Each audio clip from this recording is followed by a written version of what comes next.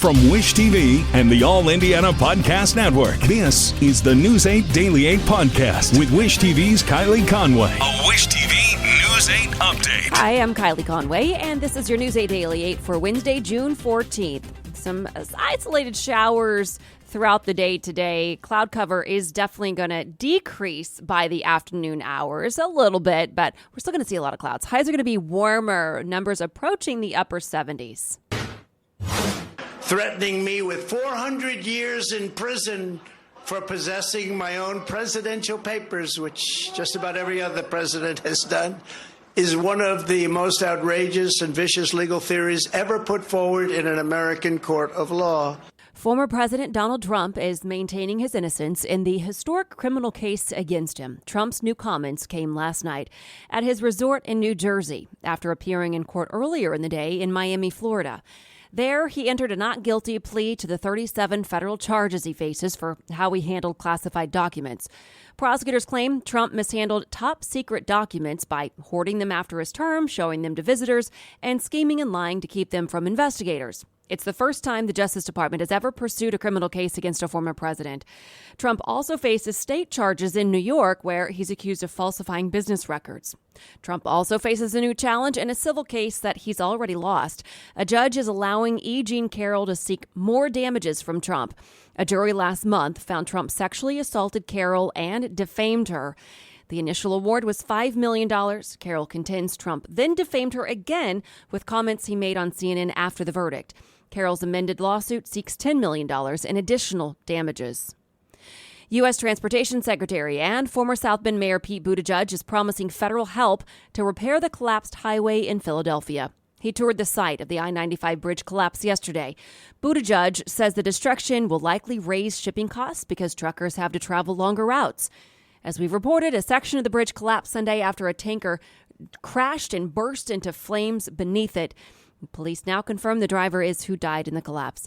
The medical examiner in Philadelphia identified him as 53-year-old Nathan Moody. Police now believe a drug deal gone wrong is what led to the Denver shooting that wounded 10 people. We first reported this as breaking news on Daybreak yesterday. I talked about it on the podcast yesterday. The shooting happened just hours after the Nuggets won the team's first NBA championship and about a mile from Denver's arena. Police believe 5 or 6 of the victims were bystanders. They say all of the victims will survive. Police say one of the 2 suspected shooters, Raul Jones, is in custody. No charges for police officers who shot a man in Elwood last week as he was holding a lighter that looks like a gun. The Madison County prosecutor says the shooting was justified. Officers fired at Dakota McCreary Friday evening at the end of a 3.5-hour search.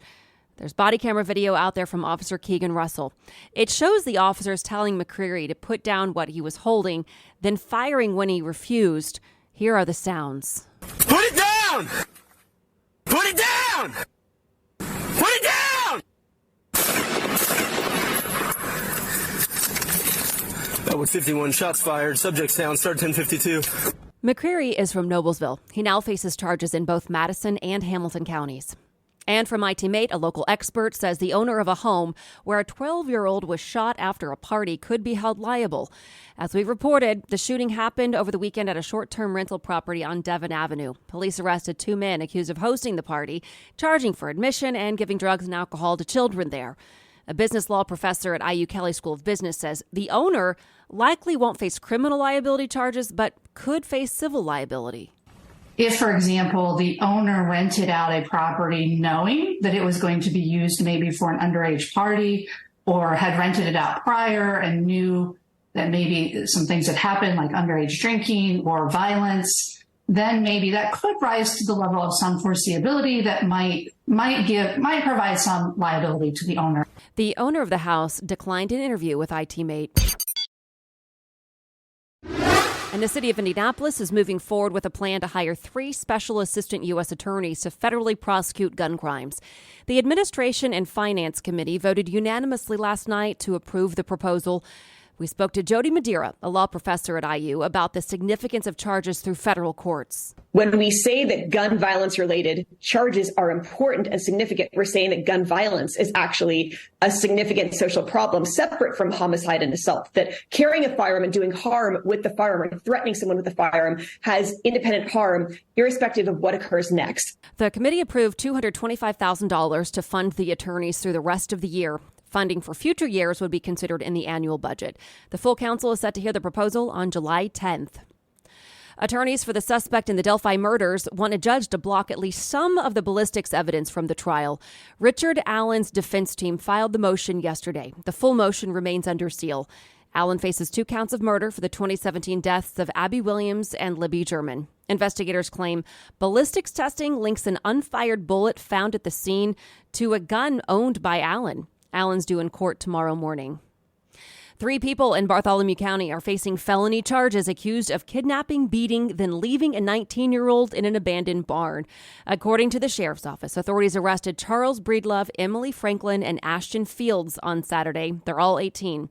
Deputies say the victim told them he accepted an invitation to go out to eat with Franklin. He told deputies Franklin instead drove him to the barn, where several people in masks pulled him out of the car. Investigators tell News 8 the man said he was beaten and possibly cut before the suspects left. The sheriff's office says he eventually walked to a neighbor's house for help. The department has not provided any update on his condition. Breedlove, Franklin, and Fields were at the county jail as of yesterday afternoon. Authorities say an SUV slammed into a house at 71st and Georgetown Road this morning around 4:45. We covered this as breaking news on Daybreak. The impact left a huge hole in the side of the house. Police say no one is hurt. No word yet why the SUV left the street. And today, a federal judge in Indianapolis is slated to hear arguments in a lawsuit challenging Indiana's new ban on gender-affirming care for minors. The ACLU is suing on behalf of 4 transgender youth and their families. Lawmakers passed the law earlier this year. It prohibits doctors from performing gender-affirming care on children. The issue sparked repeated protests at the Capitol. The law is set to go into effect July 1st and gives minors until the end of the year to stop taking gender transition medication. Today's hearing is set for 1:30. And this morning, the State Fair announced its next round of concerts at the Free Stage for this summer. Added to the lineup is Home Free on July 30th, Retro Rewind 90s Night on August 3rd, Styx on August 4th, Gin Blossoms on August 11th, the Happy Together Tour on August 16th, and the Gospel Music Festival featuring CeCe Winans on August 20th. All concerts start at 7:30. They are free. The State Fair runs from July 28th to August 20th. We've put a list up of all of the concerts announced so far on wishtv.com. Just click on the story in the As Seen on Wish TV section. And also today, new construction begins on Indigo's Red Line. Indigo says it's reinforcing bus pads and pouring concrete. As a result, Indigo says College will be closed from 38th to Kessler for nearly 2 months. Drivers will be able to take a detour using Meridian. Indigo riders will also need to adjust their routes. According to Indigo, the Park Street, 42nd, 46th, and 52nd Street stations will all be closed until mid-July.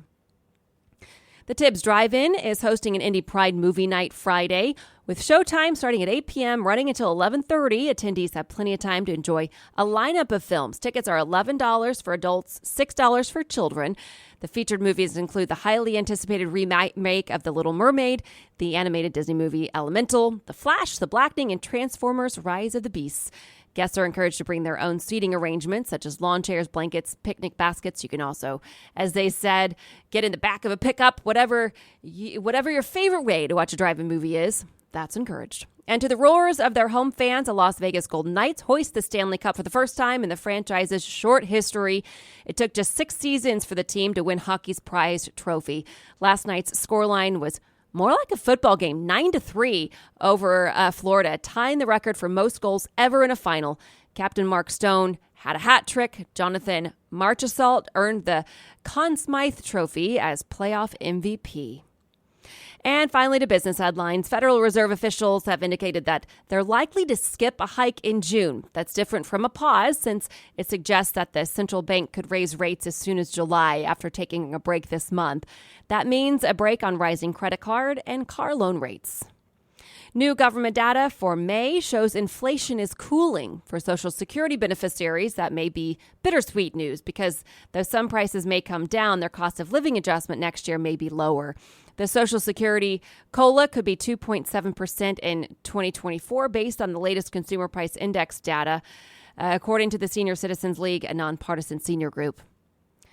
Meanwhile, renters are about to catch a break as rents post their biggest drop in 3 years. Redfin says the median U.S. rent saw its largest annual decline since March of 2020. Amazon's cloud computing arm said it resolved an outage that had disrupted a swath of companies and organizations, including Southwest Airlines and New York's transit agency. AWS is the world's largest seller of on-demand computing power and software services, which it delivers from a network of vast server farms.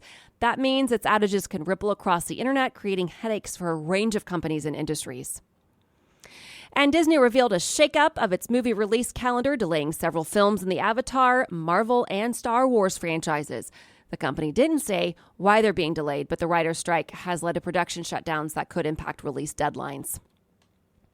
And it's almost time to announce the Golden Apple Grand Finale winner at Wish TV. All school year, we've honored exceptional teachers in Central Indiana with the Wish TV Golden Apple Award. Comes with a trophy, a $500 school supply shopping spree to teachers' treasures, and a surprise from our News 8 team. And today, there is one more big celebration. It's tonight. The Golden Apple Grand Finale winner will get a trophy and a summer full of fun from Wish TV. So watch our special tonight at 6:30. It's always a tearjerker, always warms your heart, and that's when we're going to announce the grand finale winner during that show. This has been your News 8 Daily 8 for Wish TV. I'm Kylie Conway, online at wishtv.com, and like us on Facebook when you search Wish TV. This is the News 8 Daily 8 podcast with Wish TV's Kylie Conway. A Wish TV News 8 update on demand for even more on demand and on the go. Connect with Wish TV on Facebook at wishtv.com and on the free Wish TV mobile app. Thank you for listening, and be sure to like, subscribe, and follow this podcast for updates every weekday morning on the All Indiana Podcast Network and wherever you get your podcast.